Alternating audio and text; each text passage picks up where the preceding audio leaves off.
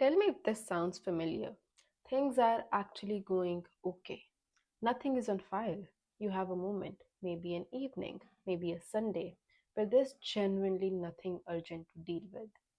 And instead of feeling peaceful, you feel uneasy, like you're waiting for something to go wrong, like you should be doing more, like stillness itself feels somehow dangerous. And maybe you fill it with your phone, with worry, with making yourself busy again, because the quiet felt harder to sit with than the chaos. If that's you, I want you to know something important before we go any further. That's not a personal flaw. That's your brain doing exactly what it was trained to do. And today we are going to understand why. And more importantly, I'm going to give you real, gentle, actually doable ways to begin rewiring it. Here's the truth about our brains. Our brain does not naturally prefer happiness, it prefers predictability. And many of us, through years of stress, hustle, emotional chaos, or just the relentless demands of daily life, struggle has become the most familiar state we know. And familiar to your brain equals safe. There's a neurological principle called the Hebbian theory. And simplified, it says neurons that fire together wire together. Every time you experience stress and push through it, your brain reinforces that pathway. Struggle and survival become deeply linked at a neural level. Over time, your brain doesn't just react to struggle, it starts to anticipate it, to seek it out. Because a brain that is prepared for difficulty feels more in control than one caught off guard by peace. There is also something called cortisol habituation, where your body becomes so accustomed to elevated stress hormones that their absence actually feels wrong, uncomfortable, even empty. That is why rest can feel restless. That is why a quiet day can feel more exhausting than a busy one. Why some people, maybe you, almost feel more alive in a crisis than in calm. You haven't failed at peace, you've just been practicing struggle for so long that your nervous system now calls it home. But here's the beautiful thing about neuroplasticity, the brain's ability to rewire itself. Home can be rebuilt. The philosopher Alan Watts wrote something that I'm paraphrasing here. He described what he called the backwards law, the idea that the more you chase something, the more you affirm its absence.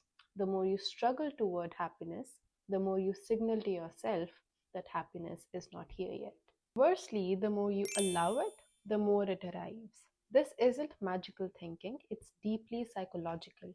When you're in a state of striving, of grasping, of struggle, your nervous system is in contraction, tight, defended.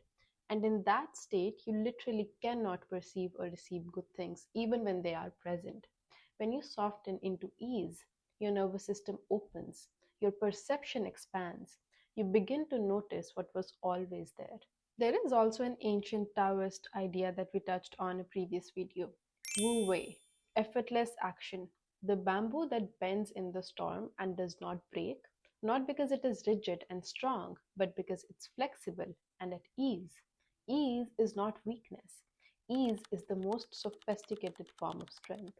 And here's the philosophical reframe I want you to sit with. Struggle is not the price of worthiness. You do not have to earn peace. You do not have to be exhausted to deserve rest. Peace is a practice, a choice, a daily act of quiet rebellion against a world that profits from your unrest. In hypnotherapy, we often find that beneath the addiction to struggle is a very specific subconscious belief, and it sounds something like this: I am only valuable when I'm productive, when I'm needed, when I'm useful. For many women, especially women who grew up having to be responsible early or who learned that love was earned through effort, stillness carries an unconscious threat. If I stop doing, will I still matter? If I'm not struggling, do I still deserve to be here? The subconscious doesn't ask these questions out loud. It just creates the conditions, the restlessness, the guilt, the need to stay busy that keep you from ever having to find out the answer.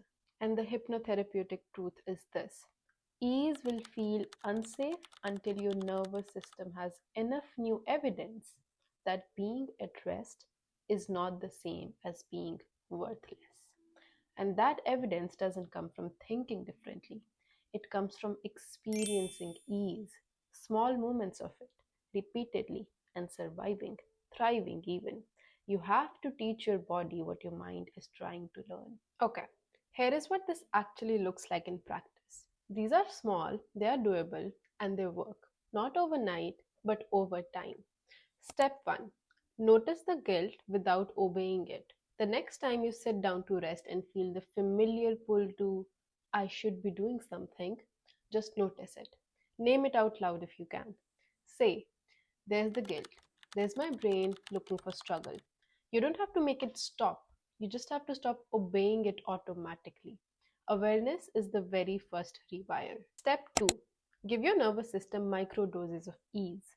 Don't start with a 2 week holiday or a silent retreat.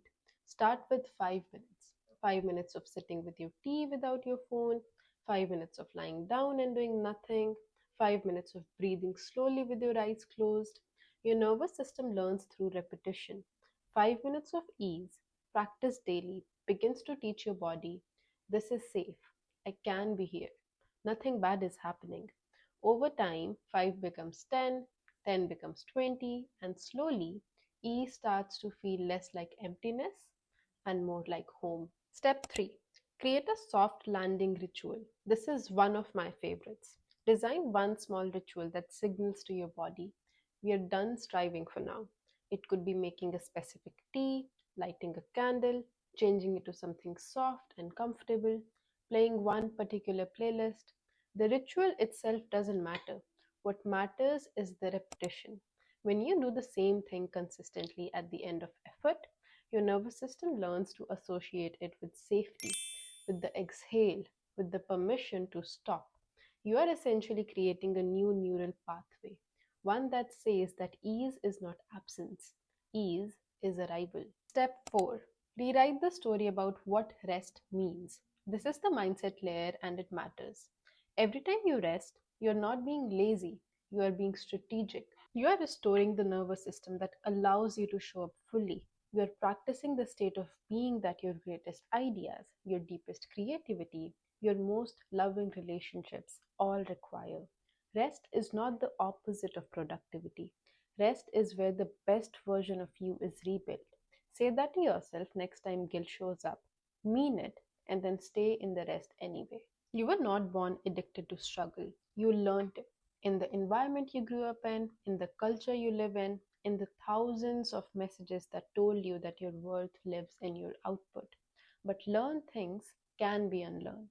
Slowly, gently, with patience and with practice. Ease is your birthright. Peace is not a reward for suffering enough.